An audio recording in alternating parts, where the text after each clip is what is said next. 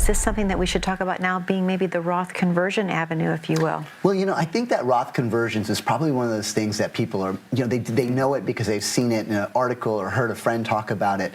But really what people have to understand is that there's 3 common tax mistakes that people are making right now as it relates to what problems they're going to have in the future with the rising tax rates that we expect. Okay. In fact, we've got a slide. It's called the 3 common tax mistakes. Okay. And so when that slide comes up, Stephen's going to talk to us a little bit about, how are people kind of currently thinking about taxes and how should they be monitoring that. So this 3 common tax mistakes slide is pretty important. Okay. So if everybody's paying attention to the screen right now, the 3 common tax mistakes that are impacting people's retirement the most.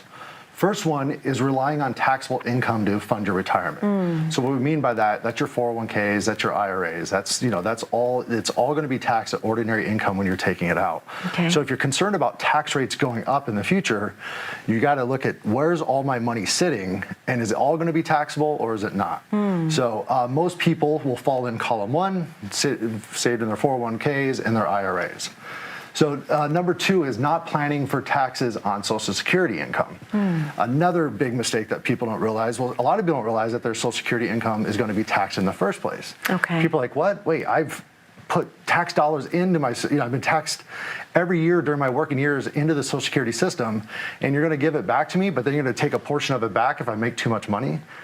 And if all your money's sitting in qualified accounts, we have what they call required minimum distributions, or RMDs, which are forced distributions that the government makes you take at age 72 because you never paid taxes on these accounts. These are your 401ks and IRAs, and they are going to demand you to take that money out or penalize you greatly if you don't. And when you take that money out, it's counts as ordinary income, which can raise your annual income that year, which can push your Social Security up into a taxable amount. This is where the first mistake causes a problem for the second mistake. So if we've got a large majority of our wealth in those qualified accounts, right, the 400 plans, 401k, 403b, 457s, or IRAs, we're going to have forced distributions, as you said, those required minimum distributions, which raise our taxable income.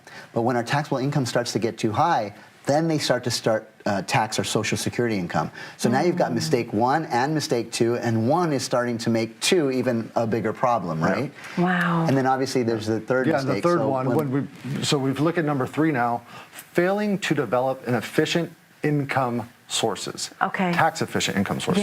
Yeah. So that's going to be, maybe we're talking about Roth IRAs. Okay. Maybe we're talking about alternative Roth IRAs that we have out there.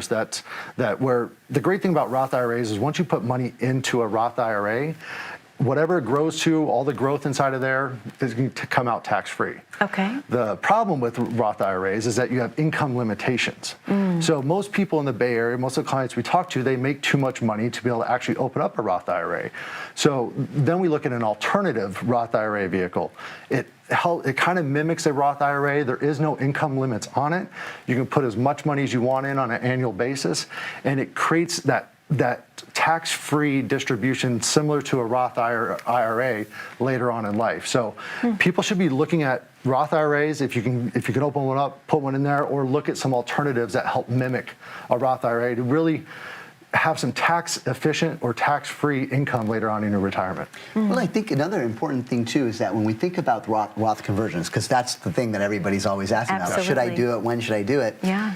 Well, first, a conversion means that you're taking it from another pre-tax source, so either a 401k or an IRA. But other people have a large amount of wealth sitting in after-tax money. It could be company stock, it could be a portfolio that they've been growing over a long period of time, and they're wondering, how do I make this tax efficient in the future? Well, you can't do a Roth conversion with after-tax dollars that are already sitting outside. Sure. So how can you take that money and make it tax efficient in the future? And there's just a wide variety of programs in order for you to start creating a Roth type of vehicle where you take after-tax dollars with no income limitation and create a tax-free income source or cash flow source in the future.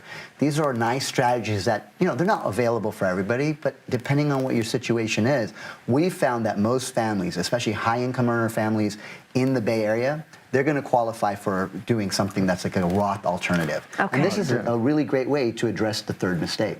Yeah, no, this is a great way to address the third mistake. And then, as we look at Roth conversions, some people are hesitant about doing Roth conversions because that means you got to pay the tax the year you do the Roth conversion. Now, there's no limit on what the Roth conversion is. You can do as much as you want that's sitting inside of an IRA. But if you have concerns about the taxes that might be due on a Roth conversion, we have some strategies that can help limit those taxes upon those conversions. So if you are interested, please give us a call. We'd love to talk to you more in more depth about those strategies.